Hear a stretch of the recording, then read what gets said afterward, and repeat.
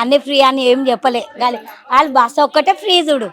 అది ఆడోళ్ళు కొట్టుకోవడానికే తప్ప ఏం పనికి రాలే ఆ బస్సు కూడా. ఆ 2000 ఒక 100 అవి ఇవి అవి ఇవి రైతు బంధు అవన్నీ అన్నాడు కానీ చీరలు గీరలు అన్నీ చెప్పిన కానీ వేస్ట్ అయిపోయి. ఏది యూరియా కోసం క్యూ లైన్లో నిలబడుతున్నారంట రైతులు, అవునా? మరి నిలబడతారమ్మా, కష్టం అది, కష్టపడతారు కాబట్టి ఏమి ఆదాయం కూడా లేదు ఆడ. యూరియా ఇస్తున్నారా మరి? మరి ఏమి ఇస్తారు, ఇస్తాడని పల్లె గొంపల వస్తున్నారు అనుకున్నావా? బెదిరుకొని అక్కటోళ్ళు అక్కని వెళ్ళిపోతారు కానీ ఎవరు రావట్లే. అది అసలు ఏమన్నా అడుగుతారేమో, పల్లెటూరు వాళ్ళు ఏమన్నా అడుగుతారేమో, నన్ను ఇది చేస్తారేమో అని రాడు. పల్లెటూరుకి అస్సలే రాడు. పోయింది హైదరాబాద్లో ఒకటి, బాబ్నార్ ఒకటి, నారంపేట ఒకటి, ధన్వాడ, అంతకన్నా ఎక్కువ లేదు. చిన్న చిన్న పల్లెటూర్లకు రామాను వస్తాడేమో. ఏంది ఇంకా వేయలేదు కదా, మొన్న వేసినాం ఓట్లయితే వేసినాం.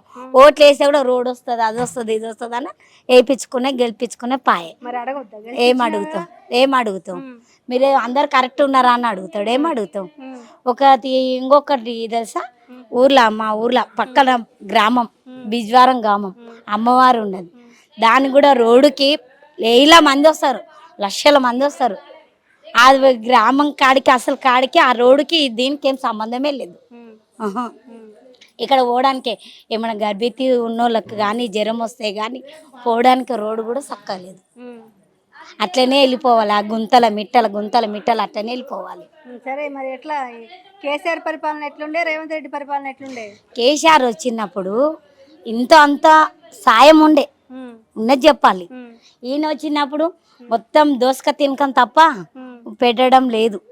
అంటే దోసక తినడం ఏంటంటే రైతులను బతికిస్తలేడు, బతికిస్తాడు. రైతే కదా రాజు, రైతు లేకపోతే ఎట్లా? ఏందమ్మా రైతులను అసలు ఇంకా చంపక తినకం తప్ప ఇంకా పైకి లేపలే. ఇంకా రైతుల గురించి అని చెప్పమను ఏం చెప్పిండు?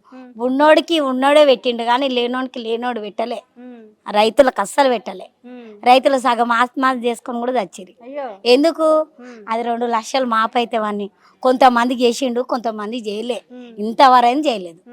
ఏమనాలి? రేవంత్ రెడ్డి అని కరెక్టే వేస్తే కరెక్ట్ వేయాలి, లేదంటే దిగిపోమని చెప్పాలి.